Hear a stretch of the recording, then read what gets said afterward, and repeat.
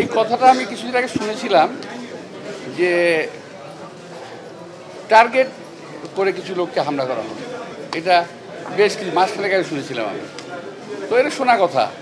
তো এখন যেটা দেখছি যে এই যে কয়েকটা হামলা হয়ে গেল, এই হামলাগুলো কিন্তু সেটারই একটা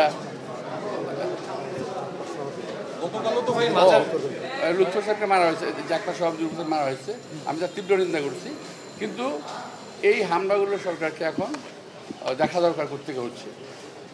যদি না হয় আমরা বুঝবো যে সরকার বোধহয় ধরে রাখতে পারছে না, তাদের কমান্ড ধরে রাখতে পারছে না। সবাইকে ধন্যবাদ। গতকালকে বিভিন্ন জায়গায় রাজবাড়িতে মাজার হামলা হয়েছে, লাশ পুড়িয়ে ফেলা হয়েছে, জাতীয়বাড়ির অফিস ভাঙা হয়েছে। আচ্ছা, আমি আপনাকে বলি, আমি শোনেন, এটা ওই সাবজেক্ট না, আমি উল্টে দেখতে আসছি, এটা সাবজেক্ট। তবুও যেহেতু পত্রিকা আমিও দেখলাম বিভিন্ন জায়গায় ভাঙচুর হয়েছে, মাজার ভাঙা, কি মাজার, তারপর খানকা, এগুলো সব ভাঙাচুরি করা হয়েছে।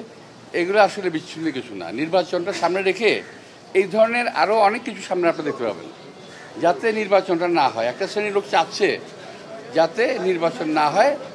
এবং আপনার খেয়াল রাখবেন, সাংবাদিক থেকে আমি দেখব, আমি সোশ্যাল মিডিয়ায় কালকে বিশ্বের একজন পরাক্রমশালী নেতার মুখের বক্তব্য শুনেছি। তাতে আমার মনে হচ্ছে